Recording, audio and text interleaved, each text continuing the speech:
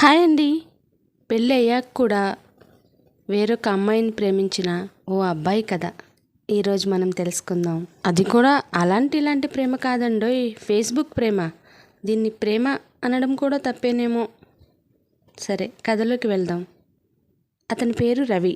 రవి ఆఫీస్లో పని ఎక్కువయ్యి తల గిర్రుని తిరుగుతూ ఉంటే కాసేపు ఫోన్ చూద్దామని ఫోన్ తీసి ఫేస్బుక్ ఓపెన్ చేశాడు. ఫేస్బుక్ ఓపెన్ చేయగానే ఒక అందమైన అమ్మాయి ఫోటోతో ఉన్న పోస్ట్ అతని కళ్ళకు కనిపించింది.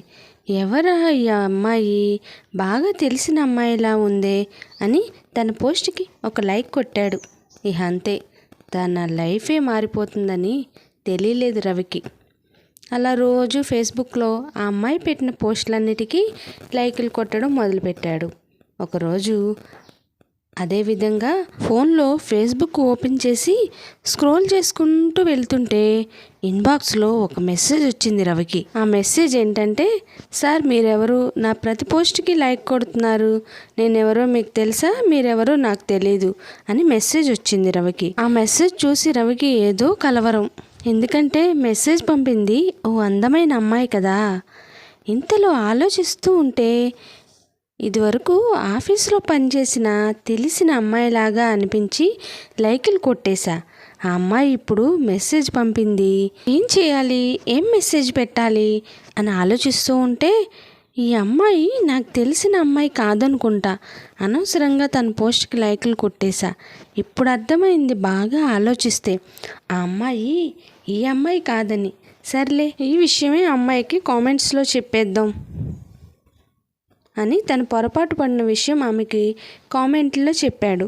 అలా కామెంట్ల పరంపర జరుగుతూ రవి ఇచ్చిన కామెంట్లకి ఆమె మెసేజ్ చేస్తూ, ఆమె పెట్టిన మెసేజ్కి రవి రిప్లై ఇస్తూ కామెంట్ల పరంపర జరుగుతూ ఉండగా ఆమె తన పక్క ఆఫీస్లోనే పనిచేస్తుందన్న విషయం రవికి అర్థమైంది.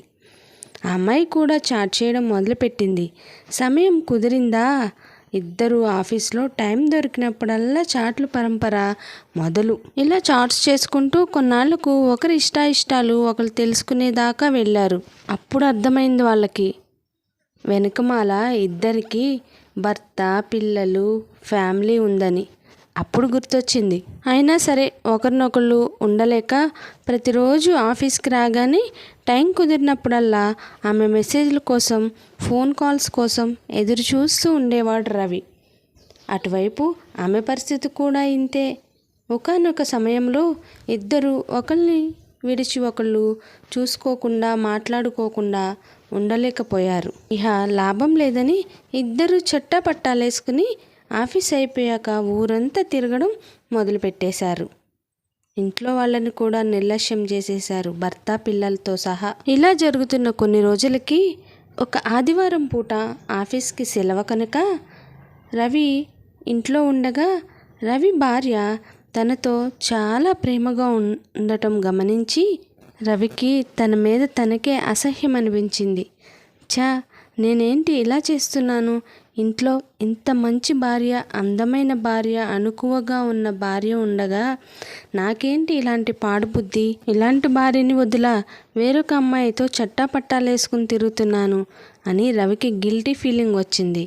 ఆ తర్వాత రోజు ఆఫీస్కి వెళ్ళాక ఆ సాయంత్రం ఆమెకి ఫోన్ చేసి వాళ్ళు కలిసే స్పాట్కి రమ్మని చెప్పాడు రవి. ఆఫీస్ అయిపోగానే ఆమె ఏంటా రవి ఇంత ఆత్రంగా రమ్మన్నాడా అని వేగంగా అతని స్పాట్కి వచ్చింది.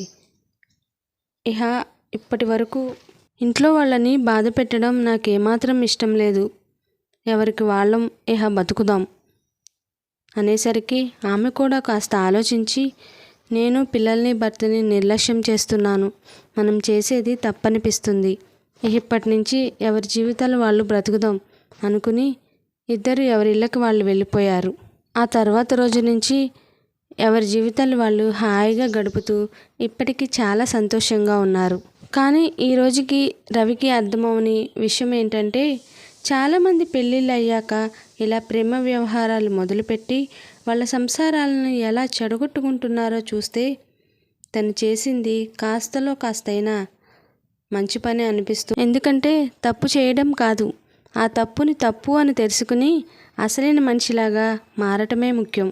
ఆ విషయాన్ని రవి తెలుసు. కానీ ఇప్పటికీ రవి భార్య తన మీద చూపించే ప్రేమకు ఒక్కొక్కసారి ఎఫ్బీలో చూసిన పోస్ట్కి లైక్ కొట్టకుండా ఉంటే ఇంత జరిగి ఉండేది కాదు కదా అని బాధిస్తూ ఉంటుంది.